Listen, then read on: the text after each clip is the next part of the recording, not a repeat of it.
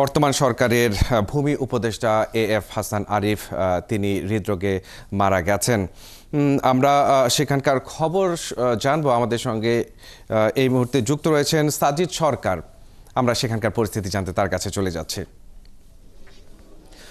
সাজিদ, ভূমি উপদেষ্টা হাসান আরিফের মৃত্যুর পর সেখানে কারা কারা এই পর্যন্ত আসলেন, কি অবস্থা দেখছেন, সবশেষ খবর জানাবেন।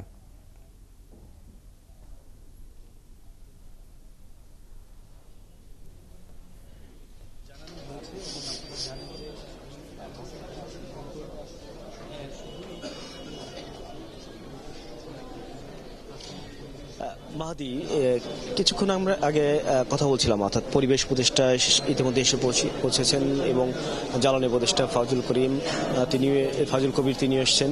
আমরা কথা বলছিলাম কিছুক্ষণ আগে পরিবেশ উপদেষ্টা রিজওয়ানা হাসান, তিনি জানিয়েছেন যে তার প্রথম জানাজা এবং দাফন কবে কোথায় হবে। তবে এর আগে তার মেয়ে অর্থাৎ হাসান আরিফের মেয়ে কানাডা থাকেন, তিনি দেশে ফেরার পরেই আসলে সিদ্ধান্ত হবে। তবে এর পরবর্তীতে আবার জ্বালানি উপদেষ্টা ফাজুল কবির তিনি জানিয়েছেন যে তার মেয়ের সঙ্গে কথা হয়েছে ইতিমধ্যেই, সেখান থেকে তিনি 22 ডিসেম্বর দেশে ফিরবেন এবং 22 ডিসেম্বর দেশে ফেরার পর তার প্রথম জানাজা অনুষ্ঠিত হবে এবং জানাজা অনুষ্ঠিত পর তার দাফন অনুষ্ঠিত হবে। এর আগে তার শ্রদ্ধা নিবেদনের জন্য কোথায় রাখা হবে সেই বিষয়গুলো নিয়ে এবং মন্ত্রণালয়ের পক্ষ থেকে, সরকারের পক্ষ থেকে সিদ্ধান্ত নেওয়া হবে, সেই বিষয়গুলো কিন্তু ফাজুল কবির তিনি গণমাধ্যমের সামনে জানিয়েছেন।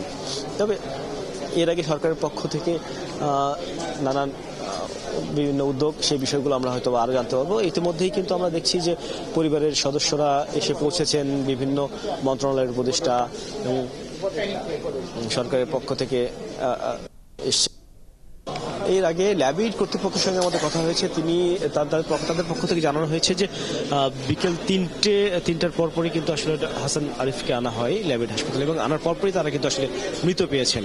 অর্থাৎ বাসাতেই তিনি হৃদরোগে আক্রান্ত হয়ে মারা গিয়েছেন না, বা কিভাবে মারা গেছেন সেই বিষয়টি আসলে সুস্পষ্ট করে বলা হয়নি। সেটি আসলে চিকিৎসকের পক্ষ থেকে জানানো হবে যে হাসপাতালে আনার আগে কিভাবে মারা গিয়েছেন সেই বিষয়টি। তবে পরিবারের পক্ষ থেকে বলা হচ্ছিল তিনি দুপুরে খাবার গ্রহণের পর হঠাৎ করে পড়ে গিয়েছিলেন এবং সেখানে অসুস্থ হয়ে পড়ার পর তিনি আসলে অসুস্থ হয়ে পড়লে এর পরবর্তীতে কিন্তু তাকে হাসপাতালে আনার পরে কিন্তু আসলে তিনি মারা যান।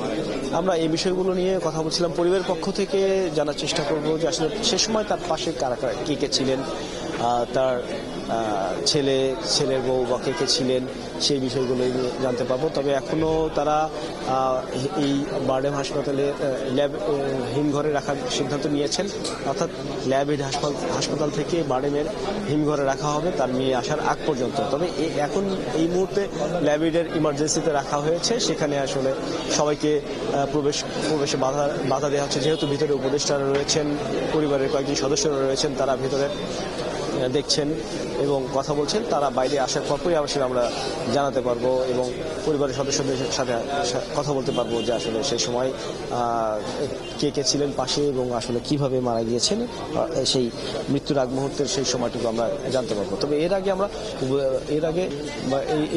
আগে যেটি জানছিলাম, রিজওয়ানা হাসান তিনি বলছিলেন যে এই অন্তর্বর্তী সরকারের দায়িত্ব গ্রহণের পর, সরকারের উপদেষ্টা হিসেবে দায়িত্ব গ্রহণের পরপরই আসলে হাসান আরিফ তিনি অ্যাটর্নি জেনারেল হিসেবে যেহেতু দীর্ঘদিন দায়িত্ব পালন করেছিলেন সরকারের, সেই আইনে দৃষ্টিকোণ থেকে দেশের নানান কার্যক্রমে তিনি কিন্তু আসলে জড়িয়েছিলেন।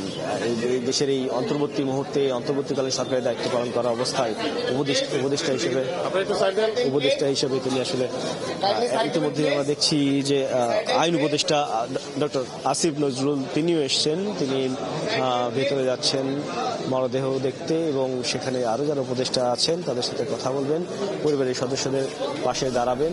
এরপরে হয়তো আমরা তার সাথে কথা বলার চেষ্টা করব যে সরকারি পর্যায়ে আসলে এখন পর্যন্ত কি সিদ্ধান্ত নেওয়া হবে সেই বিষয়গুলো কিন্তু আমরা জানাতে পারবো মাহাদি কিছুক্ষণের পরই। তবে এর আগে আমরা চেষ্টা করছি যদি পরিবারের কাউকে পাওয়া যায়, পরিবারের কোনো সদস্য, তাহলে হয়তোবা সর্বশেষ খবরটি হয়তো আমরা জানাতে পারবো। মাহাদি, আপনি জানেন এই হাসান আরিফ তিনি কিন্তু তিনি কিন্তু যখন অ্যাটর্নি জেনারেলের দায়িত্ব পালন করেছিলেন 2001 থেকে 2005 সাল পর্যন্ত, একই সাথে 2008 থেকে 2009 সালে কিন্তু তৎকালীন ফখরুদ্দিন সরকারের অর্থাৎ তত্ত্বাবধায়ক সরকারের উপদেষ্টা হিসেবে ভূমি মন্ত্রণালয়ে দায়িত্ব পালন করেছিলেন। আবার 2024 সালে এই অন্তর্বর্তী সরকারের সময় কিন্তু আসলে আবারও তিনি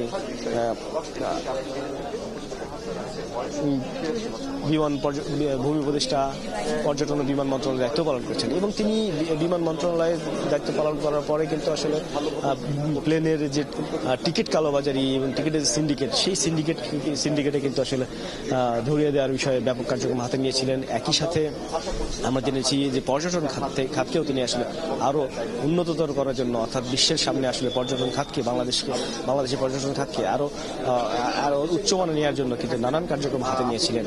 একই সাথে ভূমি মন্ত্রণালয়ের কার্যক্রমে, ভূমি মন্ত্রণালয়ে আপনি জানেন যে নানান ধরনের সমস্যা, বিশেষ করে আমরা জেনে থাকি যে প্রতিটি ভূমি অফিসে যে ধরনের আসলে লেনদেন, ঘুষ কার্যক্রম থেকে শুরু করে নানান ধরনের কার্যক্রম চলে, সেটিকে আসলে সেই অবস্থা থেকে, অর্থাৎ কোনো গ্রাহক বা ভোগান্তির শিকার না হয় সেই কার্যক্রম কিন্তু তিনি ইতিমধ্যে হাতে নিয়েছেন। অর্থাৎ একজন ভূমি অফিসে গিয়ে দুর্নীতির শিকার না হয়, ভোগান্তির শিকার না হয়, সেই কার্যক্রমগুলো কিন্তু আসলে তিনি নানানভাবে, অর্থাৎ আধুনিকভাবে, দক্ষভাবে তুলে ধরার চেষ্টা করছিলেন।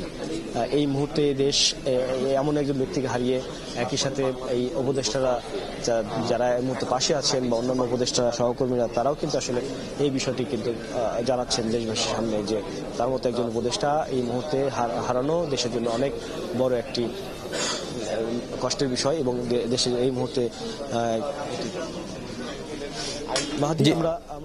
জি সাজিদ, আপনি সেখানে থাকুন, আমরা নিশ্চয়ই আপনার মাধ্যমে ভূমি উপদেষ্টার মৃত্যুর পর সেখানকার সবশেষ অবস্থা আপনার মাধ্যমে আবারও জানবো।